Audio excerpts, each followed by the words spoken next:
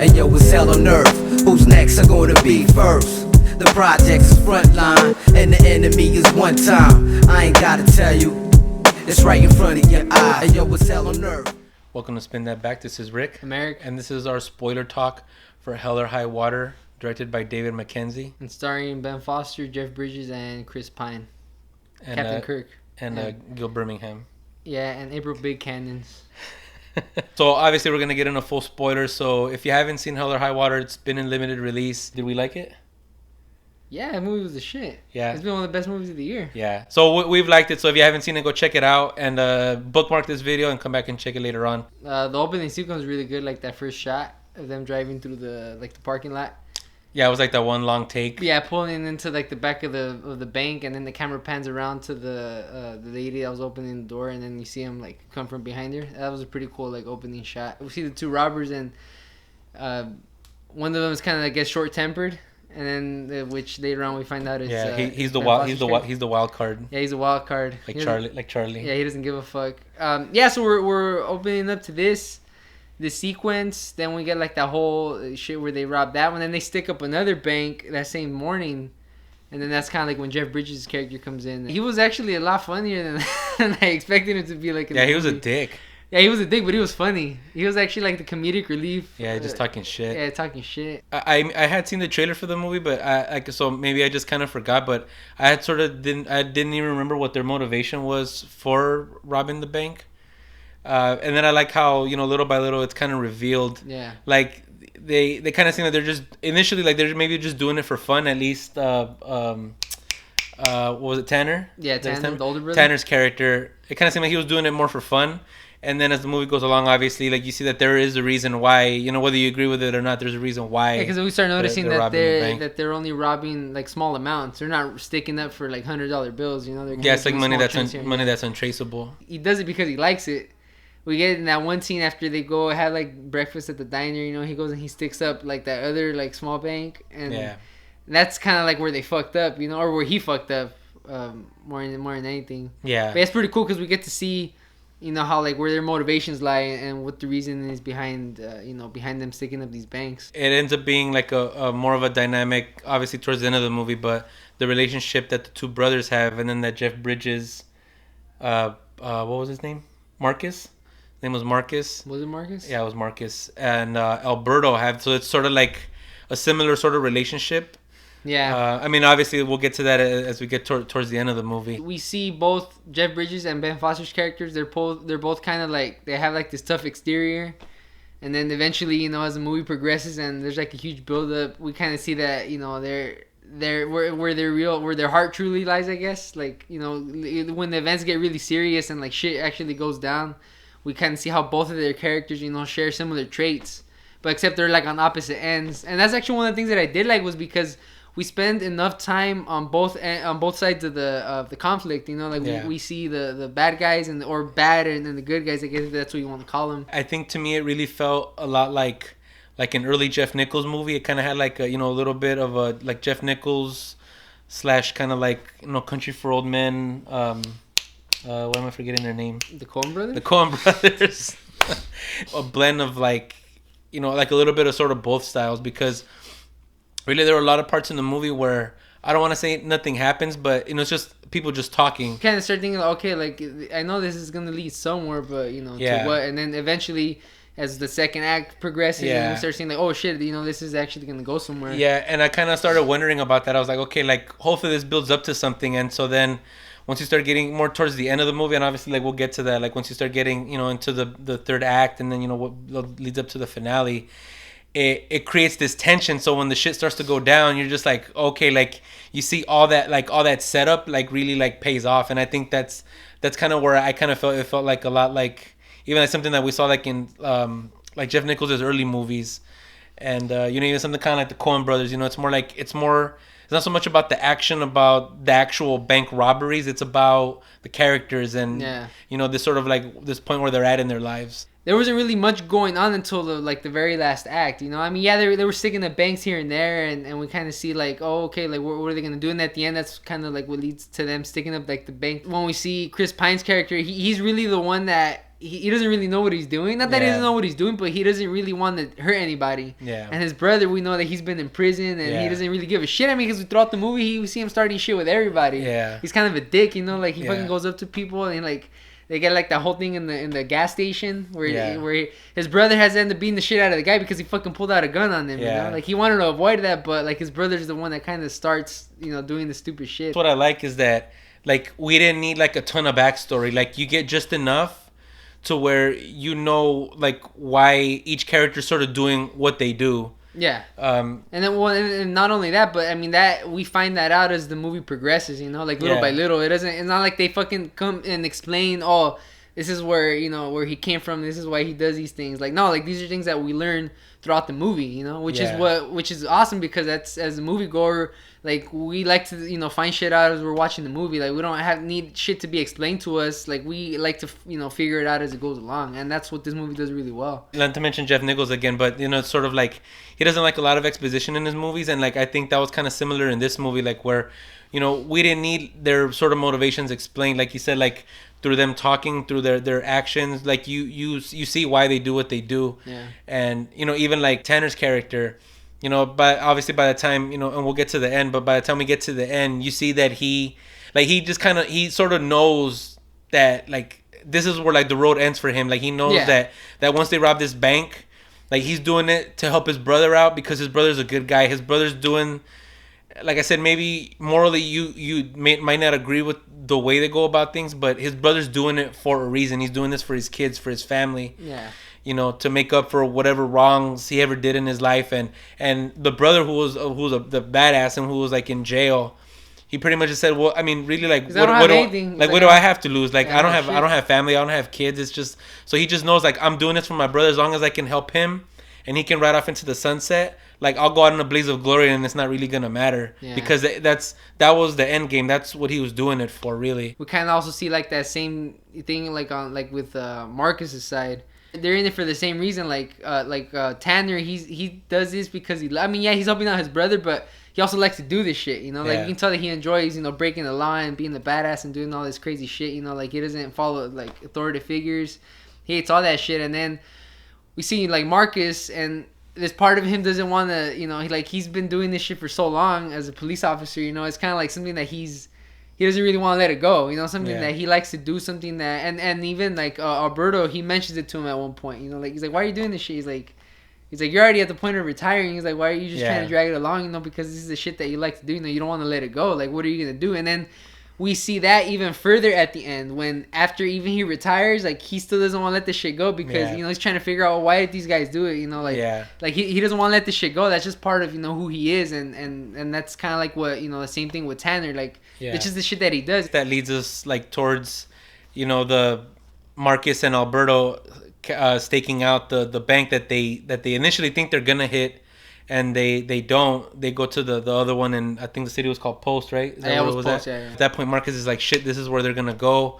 And like when we get to that point, like once they, oh, that shit was crazy, like man. once you know like where they're gonna, like they're both like just on a collision course. Like when they like showed up at that bank, like I was like, that shit was tense. I was just like, oh man, like this shit is about to go down. You already knew something was gonna go wrong. Yeah, because they knew like it was a bigger bank. It was just something that even when they run in, like you get to, they're just kind of overwhelmed. They don't know what they're doing. They're waiting over their heads. There's too many people. There's guys with guns. The security guard is in the back. I mean, you just know like this shit is just gonna go all bad right now. We see Toby's character, like he's the one that's kind of holding everyone at gunpoint while Tanner gets the money, but even as he's like, holy shit, like what am I gonna do? You know, like there's way too many people, and you know, we see like one of the guys has a gun. Well, shit, everybody has a fucking gun in Texas apparently, but hey, we see one of the guys pulling out a gun. Trump supporters. Yeah, the Trump supporters. One of the guys pulling out a gun, and we're already like, oh man, this shit's gonna go bad. And at that point, I was like, holy shit, are they gonna get killed or what? And eventually, you know, they end up fucking going like guns blazing, and which they kind of set up even like at the beginning when they rob the bank and the old man has a gun and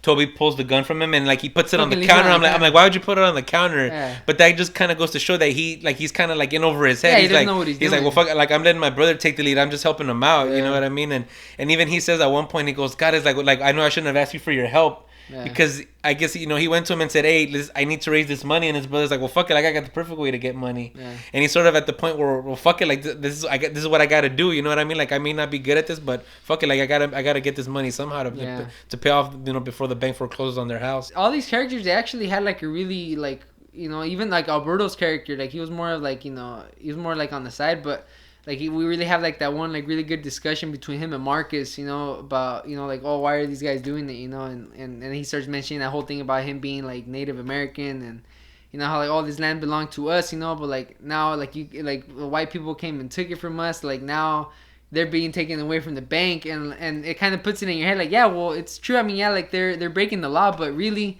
they're stealing money from the bank, and they're paying off the loan to the bank with their own money. Yeah. You know what I mean? So it just yeah, so it's like at that point it's like, well, really you look at it, everybody's just kind of fucking everybody else over, so like it's just it's gonna come back around, and it ends where it started, and that's pretty cool because it puts it in perspective, like, yeah, like they might be breaking the law, but really, I mean, what much is the law, when somebody comes in and they just they take shit from you, and that's pretty cool. That's what I really like, that discussion that they had. So that tends to build up towards that last, that big heist at the end, and then obviously Tanner and Toby go their own ways, and so the cops really just go after Tanner, and that leads to that other tense scene when Toby's pulling up to the roadblock. Oh, I thought he was gonna have to pull out his gun or something. Yeah, I thought some shit was gonna happen, but like I said, just all these things kind of start playing out, and like all that build up, all that character development, just like really just starts to pay off as all these like events, kind of like everything kind of just starts falling apart, and just playing out the way that we see it play out, and then like Tanner pretty much just going like balls out, and then just starts sniping people from up on that hill. And yeah, but he knows that, like, what am I really gonna do here? Yeah. And well, speaking of, during that scene too, that's when like Alberto gets shot. Yeah, that's what I was gonna get. I thought that was like that one scene where like, holy shit, like we see Marcus's character like yeah, he was kind of being a dick to him, fucking around, but like when the moment comes and he sees him get killed, he's like, holy shit, like he almost starts to cry, like cause he feels for it, like he feels bad. To him, it wasn't. I mean, obviously he just kept hitting him with all these like racist ass jokes, but to him, like he was just poking fun at him, like he didn't mean it like as an offensive thing, even though you kind of get that hint that Alberto was kind of like, I'm just kind of just putting up with your shit, you know what I mean? Like you could tell he didn't like it. He didn't say anything, but you could tell that he really wasn't cool with it. Yeah. But yeah, like you said, like when that moment happens, because he's like right in the middle of cracking the joke. And it happens like oh shit, like it yeah, he says like, hey, why don't you run up that hill and like tomahawk him or something like that, and then boom, that's like when he catches it. Shot. And then he's like, oh shit, everybody in the movie theater was like, oh shit, like I didn't really expect him to get killed in that way, like it was just like all of a sudden. The thing that I sort of didn't think about at the end is that, until the very end, is that Tanner killed Alberto, and then Marcus killed. Yeah, so then it's like, well, you kind of, Yeah, because even I kept wondering, like, oh man, like how is this? Like, I thought, once, Toby just kind of like, you see that he gets away, it's just like, oh, that's gonna be it. Like that's like kind of like the end of the movie, and that's where it's gonna, he's gonna ride off into the sunset. Yeah, but I really like that they had that whole scene. Yeah, but then like that, I kind of wasn't expecting that, that whole scene.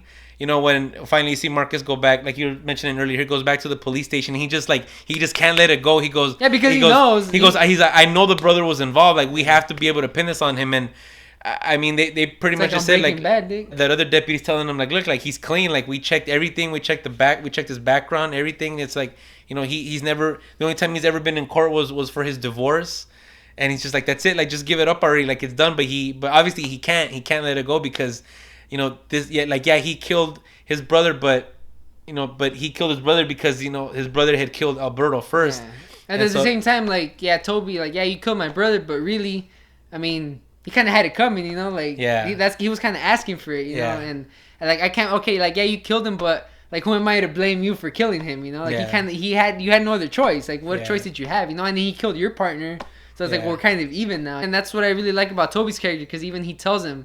He's like, like, I'm not a killer. Like, I've never pulled a gun on it. I've never, killed anybody, and that's not the person that he is, and that's pretty dope because we kind of see him, like, stick to, like, that whole, him being, like, the good one and him not, even though technically he did break the law, but really he didn't, he didn't hurt anybody directly, but even Marcus tells him like, well, it was because of the decisions that you made. You set off a chain of events that eventually led up to my partner getting killed, you know. And the other, like the guy at the security officer and the other guy that got shot, like it's because of what you set in motion that these, you know, we had these consequences at the end. Marcus confronts Toby because, you know, he shows up at the farm, which we later on find out that Marcus was like, oh, like you don't live here. Like he just assumed that that's where Toby was living at, was on that property. Yeah, but then we find out that he really did it for his family. Yeah, that's what I'm saying is that like he just kind of Marcus confronts him and says, look, like obviously like you don't need the money, like, you know, you're gonna make in every month what you and your brother stole from the bank to pay off that debt. Yeah, you know, so he's like, so like why, you know, and Toby never comes out and says this is why I did it. It's just when, and actually that was an awesome scene, like where he and I actually thought something was gonna happen. It was gonna be some kind of shootout, or like or Toby was just gonna cap Marcus right there on the sitting on the porch, and that was when the family pulls up. And I think like I love how it seems like if the family hadn't pulled up, he was gonna kill them. Like was, because you could even see like he uncocks the gun when once they pull up. And like that just like saved his ass. Like you just knew like he was gonna do it. And Marcus says, "Oh, you don't live here," and he goes, "No, that this is my wife's property. You know, my boys own it." And then at that point, that's when Marcus is like, he says something like, "Oh, he's like, oh, the things we'll do for our family." Yeah. And that's when he knows, okay, like that's why you did it. You know, like you didn't do it for yourself, you did it for them. You know, and that's when he's like, okay. So then at that point, Toby's kind of like, yeah, this is why I did it, but he doesn't come out and say it like, yeah, this was my reasoning. Yeah. He just says like, yeah, like that was why I did it. But that's what I really like about the movie. Like I honestly, like I mean I really enjoyed the whole movie up until that point. But then even when I saw that scene, I was like, oh shit, like this kind of makes the movie even better. You know, like like we find out, you know, we get that big confrontation at the end between these like the two big characters. You know, the movie. The guys that were on both, you know, opposite ends, and we kind of see them go face to face at the end, and it's like, oh shit, you know, like. It builds up to like this huge like climax, and then it dies down, and then, you know, we have like this big scene at the end between them two, and I think that was like the perfect way to end the movie. I love the ending because even like you don't know what's gonna happen, because they even kind of threaten each other. They say, you know, come, like, you know, I'm at this place over here, you know, come visit, you know, come, you know, if you still want an answer, you know, just, you know, come by and see me. And it's so that they're threatening each other. They're like low key just like threatening each other. But that's where the movie ends. Yeah, and then the movie ends, and then you're just kind of like, well, so what's gonna happen, you know? But it kind of leaves you hanging, awesome. but in a good way, you know what I mean? That it just kind of feels like that was like the right way to end that movie. And I just like, I thought the ending was fucking awesome. I thought Chris Pine was actually really good, because like I've seen him get knocked sometimes for maybe not being like the best actor. Which I mean, good. I think he's pretty decent, but he was really good. I thought he was really good in this movie. I mean, he has the potential, you know. Like I think with this movie, he kind of proved like you know, he can actually get into like a really good like dramatic role, and I thought he was fucking awesome. Yeah. And Jeff Bridges is, you know. I mean, he's clutch. Like he's all, you know, great in everything. He's always gonna give you a good performance. And then Ben Foster, who I really wasn't even really familiar with. Yeah, the brother, the guy that played Tanner. Yeah, he was really good too. I mean, even David Mackenzie, the director, I mean, I didn't even really know about any of his other movies. Like, I looked up some of his other movies, and I don't think I'd seen any of the other ones. But, I didn't see any. But yeah, I mean, he set the bar really high for himself with this movie. I just like the directing, the acting, the writing. I mean, this is just an awesome movie. Like, definitely, I think like one of the best movies I've seen this year so far. So let us know what you think. Your thoughts on the movie overall, the ending. You know, sort of build up to the ending, things that we talked about. Let us know what you think down in the comments below. Subscribe if you're not already subscribed. Give us a thumbs up down in the video. And we'll catch you on the next one.